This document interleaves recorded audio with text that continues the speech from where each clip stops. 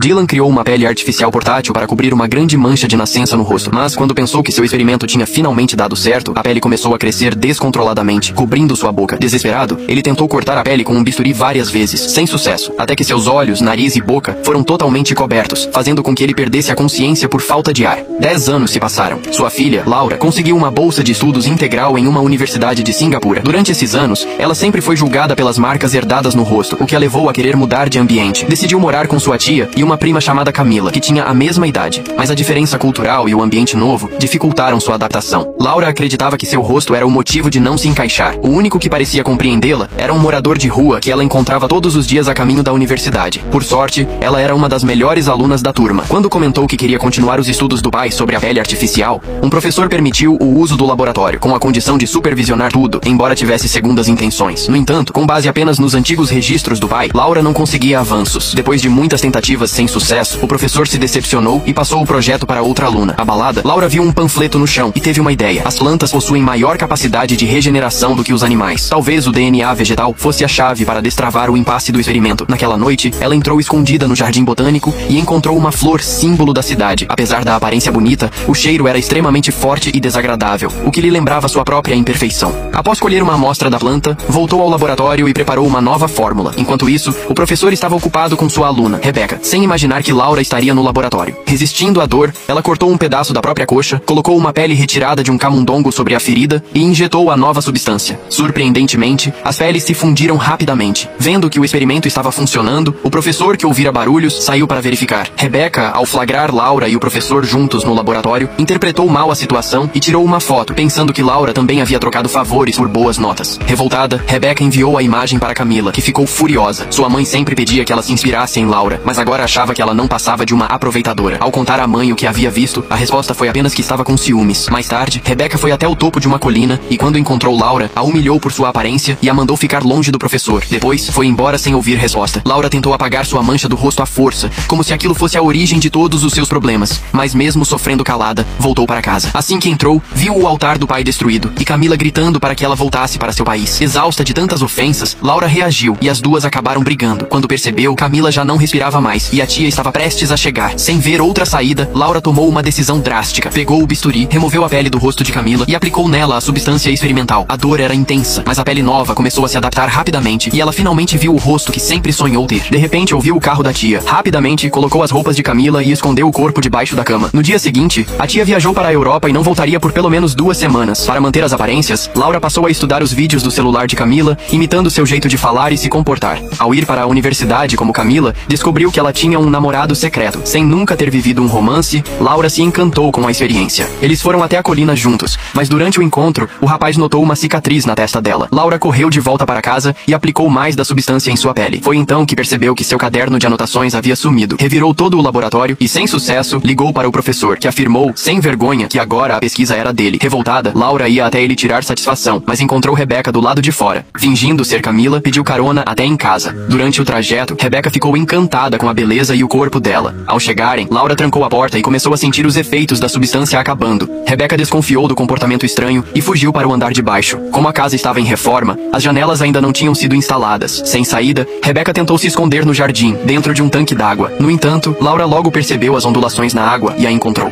Em um ato desesperado, Laura a silenciou e tomou para si a pele perfeita que tanto desejava. No dia seguinte, admirava sua nova aparência no espelho e traçava o próximo passo: se aproximar do professor para recuperar o caderno e cobrar o que ele lhe devia. Rebecca, agora fora de cena, teve seu desaparecimento acobertado, mas antes disso, enviou uma denúncia anônima para a diretoria da universidade, relatando um caso inapropriado entre professor e aluna. No dia seguinte, o professor foi levado pela polícia para a investigação. Enquanto isso, Laura vasculhava a casa dele, em busca do caderno, mas não encontrou nada. O professor sabia que sua carreira estava arruinada, a menos que fizesse um avanço definitivo com a fórmula. Ele testou uma nova mistura entre 2 peles e ficou fascinado com o resultado, achando que poderia até receber um prêmio importante. Animado, foi comemorar em um evento particular e buscou um pacote escondido com um pouco de substância. Laura o observava e aproveitou o momento em que ele se afastou para abrir o compartimento secreto, mas só encontrou a fórmula rosa. Sabendo que sua pele estava começando a se deteriorar, inventou uma desculpa para ir embora. O professor, ao perceber seu nervosismo, foi checar a substância e notou que havia desaparecido. De volta à sua casa, Laura removeu a pele de Rebecca e revelou seu verdadeiro rosto. Pouco tempo depois, o professor a confrontou. Já desconfiava que tudo fazia parte do plano dela para recuperar o caderno. Tentando evitar maiores danos, ele propôs um acordo. Se ela devolvesse a fórmula, ele pagaria uma grande quantia em dinheiro. Laura respondeu que o líquido estava na geladeira. Quando o professor acordou, estava imobilizado com o peito aberto. Laura colou uma pele sobre ele e injetou uma substância laranja, que fez a pele crescer rapidamente. Para prolongar sua vida, ainda colocou um canudo para que ele pudesse respirar. Enquanto ela saboreava sua vingança, um vizinho ouviu gritos e chamou a polícia. Laura correu para fugir e se escondeu na estação de metrô, onde encontrou o mesmo morador de rua de antes. Escondeu-se nos braços dele e escapou por pouco da captura. Mas, no meio da confusão, derrubou e quebrou a última amostra da fórmula rosa. As peles dos dois começaram a se unir de forma anormal. No fim,